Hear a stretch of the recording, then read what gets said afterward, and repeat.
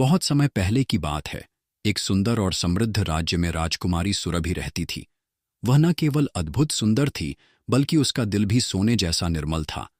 परंतु उसके पिता राजा वीरेंद्र बहुत सख्त थे।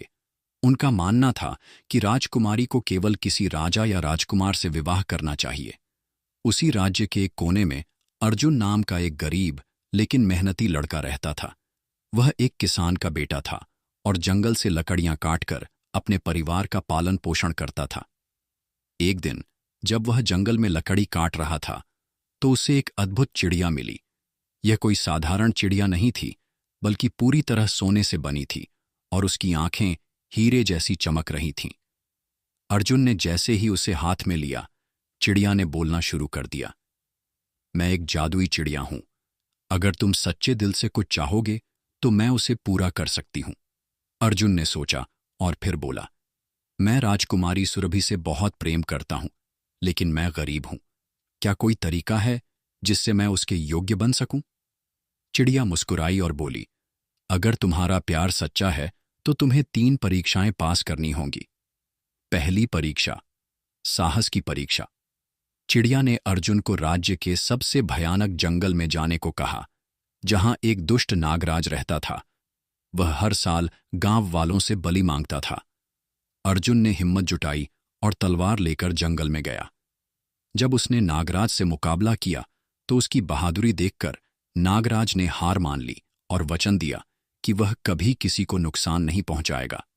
राजा को जब यह पता चला तो उन्होंने अर्जुन को शाबाशी दी।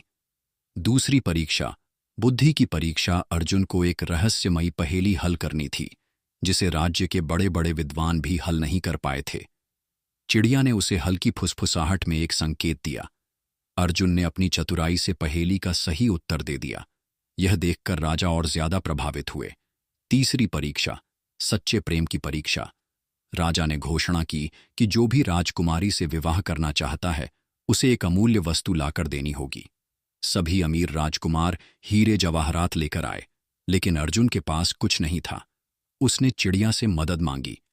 चिड़िया ने खुद को राजा के सामने प्रस्तुत किया और बोली, सबसे अमूल्य चीज धन नहीं, बल्कि निःस्वार्थ प्रेम है। अर्जुन ने अपनी बहादुरी, बुद्धि और प्रेम से साबित किया है कि वह राजकुमारी के योग्य है।